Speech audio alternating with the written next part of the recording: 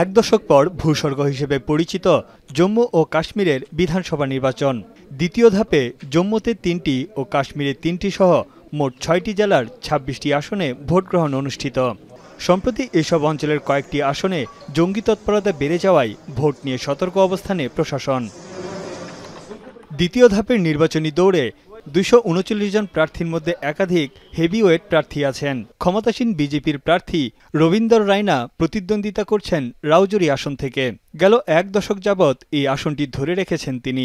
এদিকে আরেক হেভিওয়েট প্রার্থী জম্মু ও কাশ্মীরের সাবেক মুখ্যমন্ত্রী উমর আবদুল্লাহ। ন্যাশনাল কনফারেন্সের হয়ে গান্দেরবাল ও বুদগাম আসনে লড়ছেন তিনি। Foreign governments comment, then government of India says this is an internal matter for India. Now suddenly they want foreign observers to come and look at our elections. These are an internal matter for us. এই দফায় voter সংখ্যা ২৫,৭৮,০০০। বেকারত্ব ও মাদকাসক্তির মতো ইস্যুগুলো থেকে মুক্তি চান এই উপত্যকার বাসিন্দারা। সুন্দর আগামীর জন্য যোগ্য নেতা নির্বাচিত করতে চান ভোটাররা। अनएम्प्लॉयमेंट अभी यहाँ पर बहुत है, उस वजह से यहाँ के जो छोटे नौजवान हमारे यूथ है तो वो ड्रग एडिक्शन में फंस गए हैं। अच्छी कोई गवर्नमेंट आई तो चलो बच्चे हैं, कारोबार कोई खुलेगा तो बड़ी अच्छी बात है।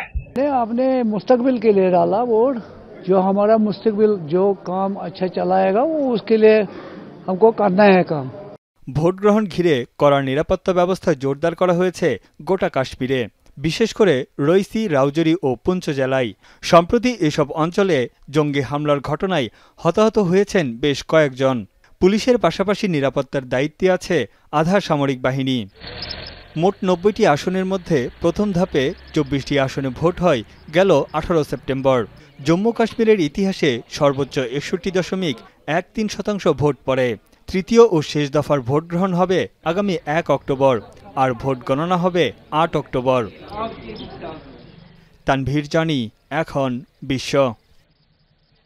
শিয়া বাটার ও ভিটামিন ই সমৃদ্ধ lily glam beauty soap. Lily, always beautiful.